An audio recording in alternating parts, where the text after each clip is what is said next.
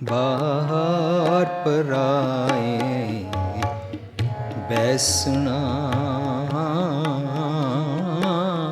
बाहर पराए बैसना।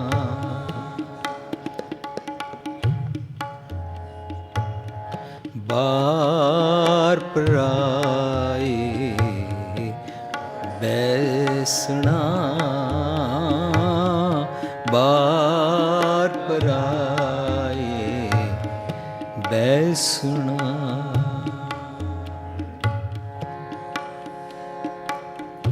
साईं मुझे न दे, साईं मुझे न दे, बाहर पराए बैसना, बाहर पराए बैसना।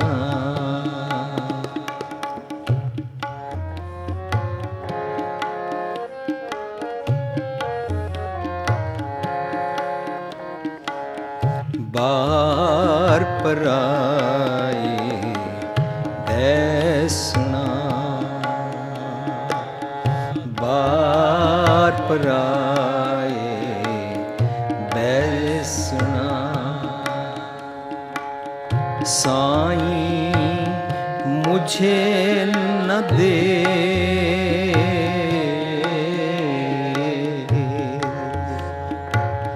साईं मुझे न दे, बाहर पराए बैसना, बाहर पराए बैसना।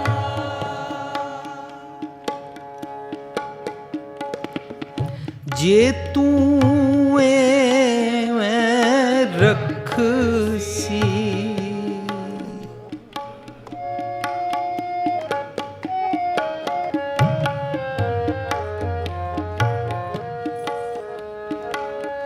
जे तू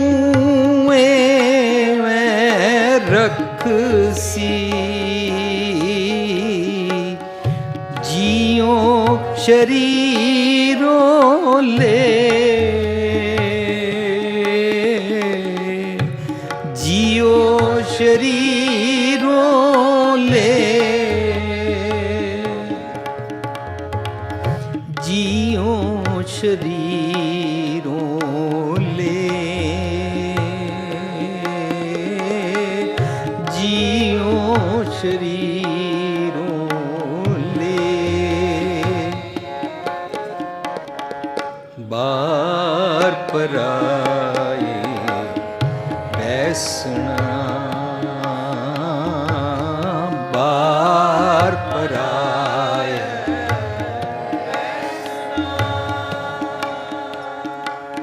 साईं मुझे ना दे, साईं मुझे ना दे,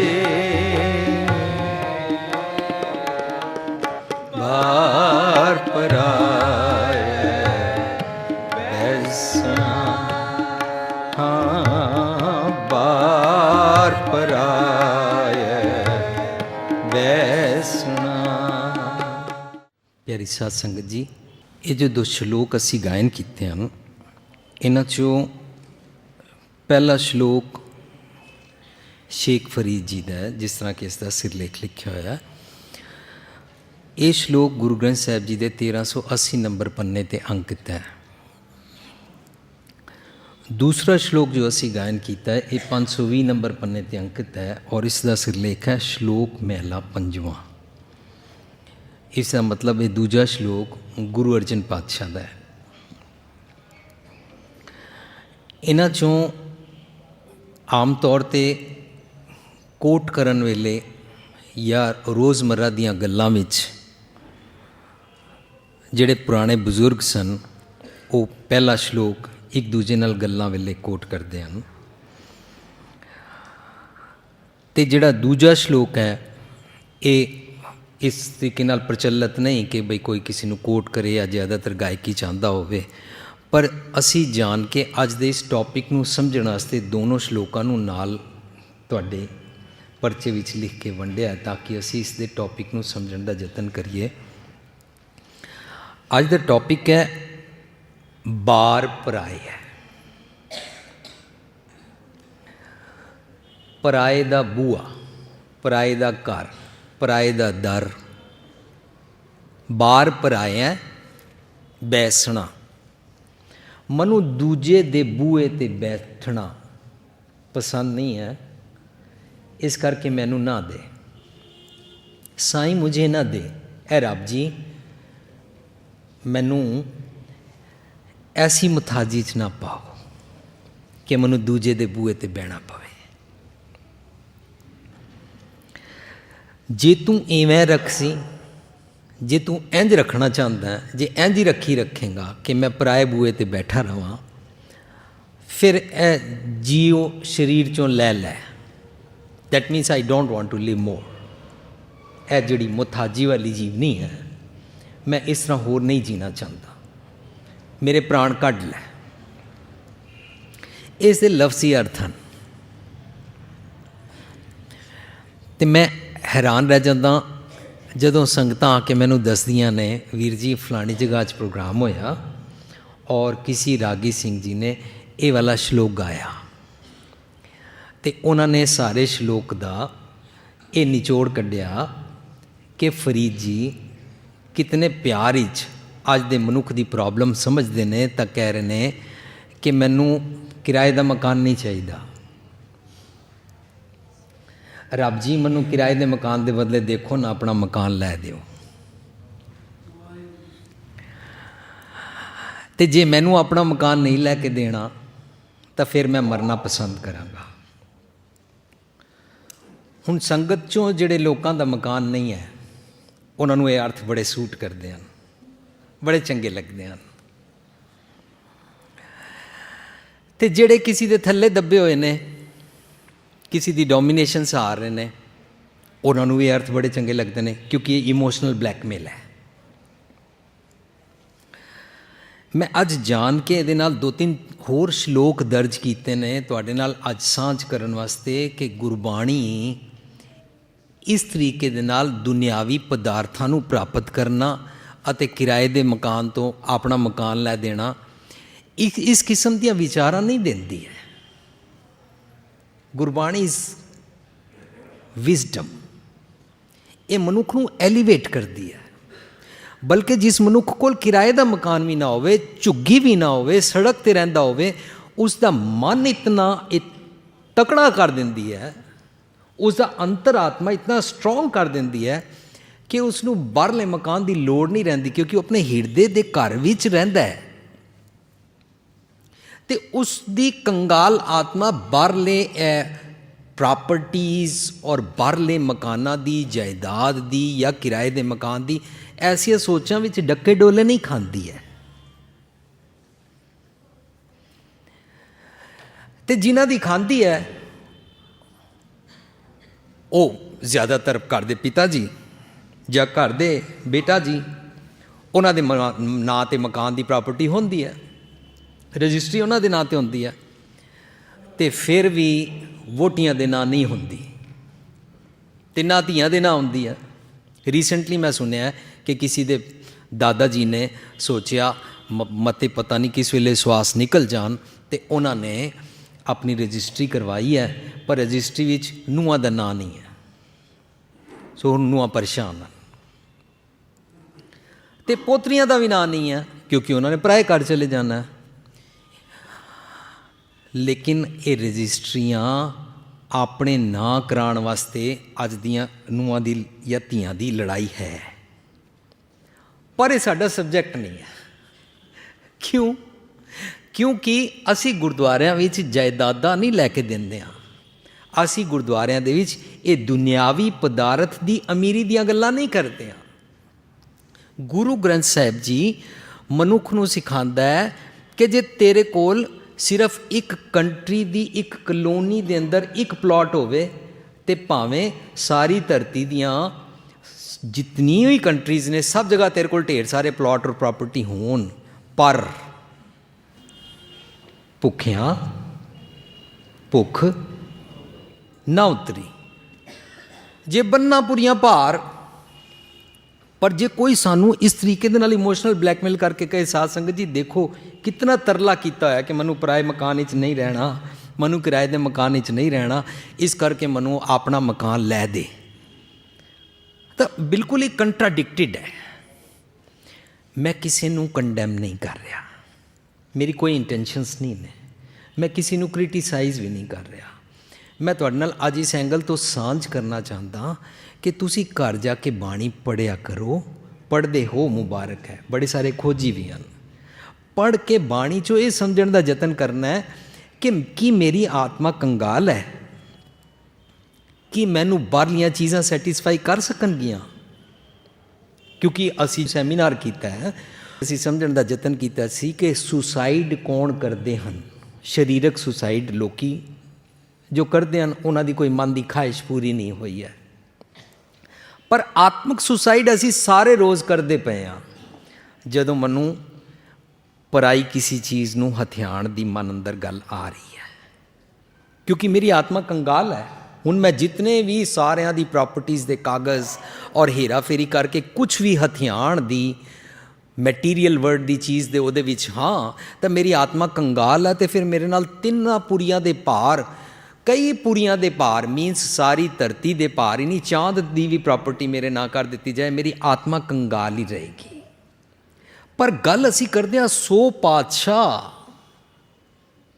ਸ਼ਾਹਾਂ ਪਤ ਸਾਹਿਬ ਦੀ।